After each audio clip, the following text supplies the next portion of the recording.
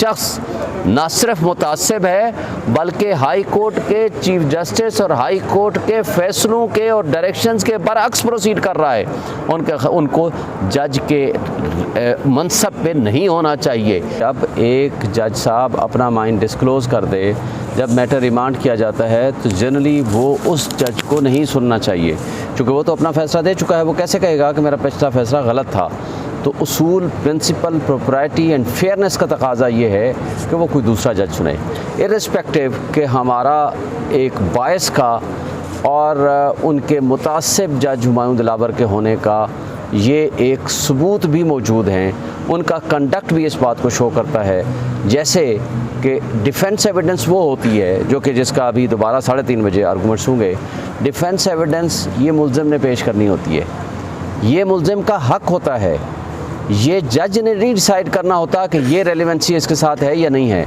जब वो स्टेटमेंट दे देगा, उस स्टेटमेंट के बाद वो कह सकता है कि नहीं, ये वाला पोर्शन उससे रेलिवेंट था, इस केस से ये वाला पोर्शन नहीं था। तो लिहाजा उसने कल एक और मिसकंडक्ट किया जिससे उनके मुतासिब होने का सबूत मिलता है कि पहले उसने दिन में कहा कि आप अपने गवाहान को 1:30 बजे ले आइए।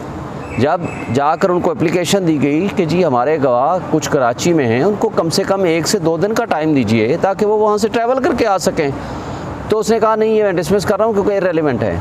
उनका अपना कंडक्ट एक दिन का ये साबित करता है कि वो एक मुतासिब जज है। फिर सीनियर मोस्ट वकील ख्वाजा हारिस के ख़िलाफ़ लिख दिया कि उसने मिसचीफ किया है। क्या वकालत करना कोई जुर्म है हमारे पाकिस्तान में? तो लिहाजा वो जो जज साहब हैं वो सुप्रीम कोर्ट ऑफ पाकिस्तान से भी बड़े जज हैं। तो लिहाजा उनका एक लफ्ज़, उनका एक कंडक्ट और उनकी ये हरकत, मुझे ये बताएं कि उनको बता दिया गया कि आज इसी केस के मुताल्लिक बहस हो रही है इस्लामाबाद हाई कोर्ट के चीफ जस्टिस के पास। वो कहते हैं नहीं, मेरे पास पेश हो, इस्लामाबाद हाई कोर्ट को छोड़ दो। फिर 11:30 बजे कल जो फैसला किया कि अगर आप नहीं आएंगे तो मैं ये समझूंगा कि आपके आर्गूमेंट्स हो गए, मैंने जजमेंट रिजर्व कर ली। फिर उसके बाद जब उनको बताया गया कि वहाँ आर्गूमेंट्स हो रहे हैं तो उन्होंने यही बात 12:30 बजे का कह दिया। और अभी चीफ जस्टिस साहब ने कहा जी उनको जाकर बता दो कि जी हमारे आर्गूमेंट्स यहाँ हो रहे हैं और अभी मैंने फ़ैसला करना है, और 3:30 बजे दोबारा आर्गूमेंट्स के लिए रखा है। तो लेकिन वो क्या फ़ैसला करते हैं? ये मिलिट्री कोर्ट्स का यही स्टाइल है।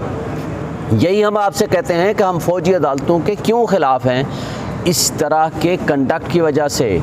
इसलिए कि अगर आपको due process and fair trial का मौका नहीं मिलता तो ये जस्टिस को बिल्डोज़ करने के मुतरादिफ है, ये इंसाफ को कत्ल करने के मुतरादिफ है। इसलिए कहा जाता है कि सिर्फ इंसाफ होना नहीं, इंसाफ होता हुआ भी नज़र आना चाहिए। और फिर उन्होंने एक हरकत नहीं की।